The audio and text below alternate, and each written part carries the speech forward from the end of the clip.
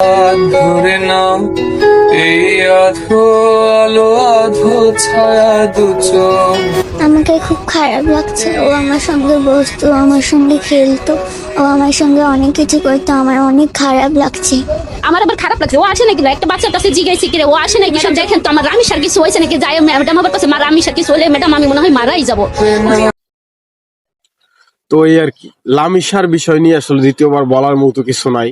আর লামিসার বিষয় নিয়ে আমি কি বা বলবো, আমি যা বলবো তার চেয়ে বেশি আপনারা জানেন। তো আসলে আমি এই কথাটা বলতে চাচ্ছিলাম যে লামিসার বিষয়টা, লামিসার বাবার মুখের দিকে তাকাইলে আসলে এটা অন্যরকম একটা ফিল দিতেছে আমারে। আর কোনো মার যেন বুক খালি না হয়, আর কোনো ভাইয়ের যেন ভাই না হারায়, আমি এইটাই চাই। ঠিক আছে, আসলে এটা তাকানোর মতো না। আর সবচেয়ে বড় কথা যেটা হচ্ছে সেটা মানে আমার দেখাই আমার দেখা আমার বয়সে এই ফার্স্ট টাইম কোনো পিতা তার সন্তান মারা যাওয়া, অর্থাৎ মারা যায় নাই, তাকে মারা হয়েছে, তাকে তার সন্তানকে মেরে ফেলার পর পিতা কিছু বলতে পারতেছে না। কিভাবে বলবে, ওর বলার কোনো স্কোপই নাই। দেখো একদম স্তব্ধ হয়ে গেছে। মানে আসলে ওইটা কি আসলে ওই লামিসার পিতার জায়গায় যদি আজকে আপনি আমি হইতাম, তাইলে আসলে আমরা কি করতাম? মানে এটা কিন্তু আসলে বিবেককে নাড়া দেয়, ঠিক আছে। আর লামিসার বাবা বলেই বা কি করবে? দেখো আজকে এই লামিসা হত্যার পরে, ঠিক আছে, 4 দিন হয়ে গেল।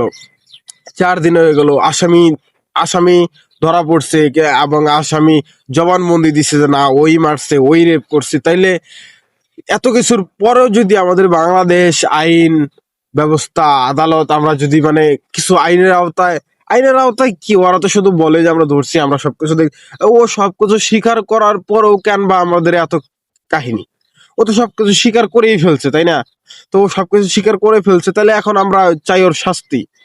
দেখেন, একবার, শুধু একবার যদি ওর মতো রেফিজদেরকে প্রকাশ্যে প্রকাশ্যে যে কোনো একটা সাজা দেওয়া হয়, ফাঁসি অথবা আহ, যে কোনো একটা ভয়াবহ একটা যদি আমরা একটা সাজা দিতে পারি, তাহলে বাংলাদেশে 80% এরকম এই র্যাফিডস, হত্যা, এই সমস্ত কমে যাবে। 80%, বিশেষ করে আপনাদের 80% কমে যাবো। তো আসলে এটা আমার তরফ থেকে, এটা আমার কাছে মনে হয়েছে দেখে আমি আপনাদের সাথে শেয়ার করলাম।